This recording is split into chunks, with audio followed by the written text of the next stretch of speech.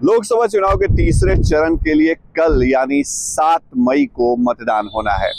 बिहार की कुल 5 लोकसभा सीटों पर भी वोटिंग जो है वो तीसरे चरण में होनी है।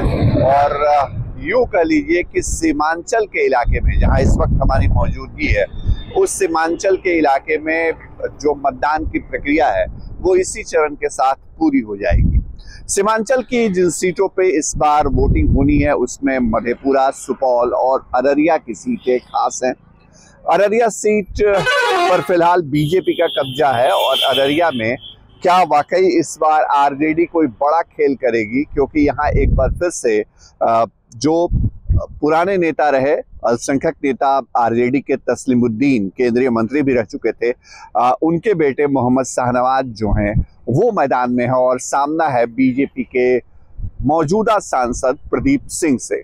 अररिया के अलावे मधेपुरा सीट भी खास हो जाती है। मधेपुरा की वो सीट जिसके बारे में कहा जाता है कि अगर रोम में पोप का बोलबाला है या पोप की चलती है तो उसी तरह मधेपुरा में गोप की चलती है। मधेपुरा वो इकलौती सीट है जिस सीट पर हमेशा यादव जाति से आने वाले ही सांसद बने हैं। उस सीट पर एक बार फिर से जो जेडीयू के मौजूदा सांसद हैं दिनेश चंद्र यादव वो मैदान में है। हालांकि मधेपुरा से ही पूर्व सांसद रह चुके नेता के बेटे को इस बार जो आरजेडी है यानी तेजस्वी यादव ने वहां पर मैदान में उतारा है। क्या वाकई वो कोई खेल कर पाएंगे? क्या दिनेश चंद्र यादव के लिए राह मुश्किलें होंगी? ये अपने आप में बड़ा सवाल है। इसी तरह सुपौल की सीट पर भी जेडीयू का कब्जा है फिलहाल, लेकिन वहां क्या वाकई कोई खेल करने की स्थिति में है आरजेडी, ये भी देखने वाली बात होगी।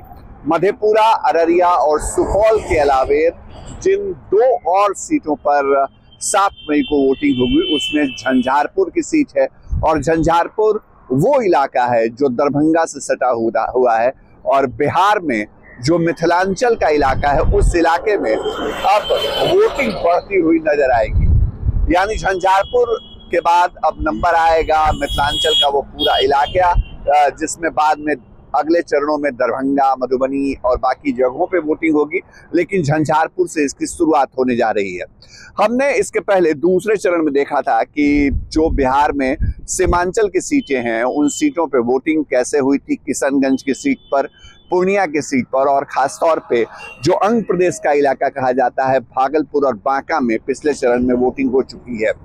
बांका से सटा हुआ जो इलाका है दूसरा इलाका खगड़िया का, उस इलाके पर भी कल वोटिंग होगी। यहाँ जो कब्जा रहा है वो चिराग पासवान की पार्टी का रहा है। लोक जनशक्ति पार्टी के जो मौजूदा सांसद है वहां से चौधरी महबूब अली कैसर, उनको इस बार चिराग ने बेटिकट कर दिया और इस बार चौधरी महबूब अली कैसर की जगह वहां पर राजेश वर्मा को चिराग पासवान ने उम्मीदवार बनाया है।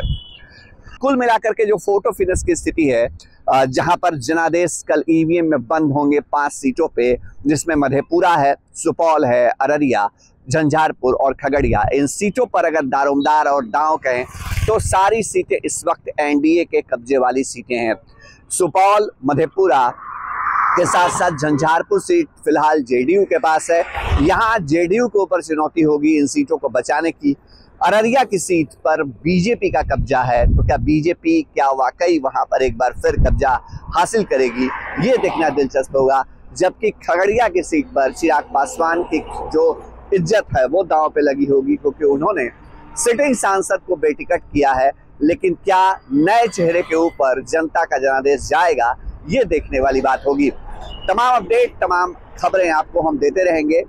कल दिन भर हमारी मौजूदगी रहेगी वोटिंग के दौरान अररिया और सुपौल के इलाके में, और पल पल का अपडेट आपके लिए चुनाव आज तक पर हम लेकर आते रहेंगे। सहयोगी कैमरा पर्सन नदीम आलम के साथ शशि भूषण, चुनाव आज तक, अररिया।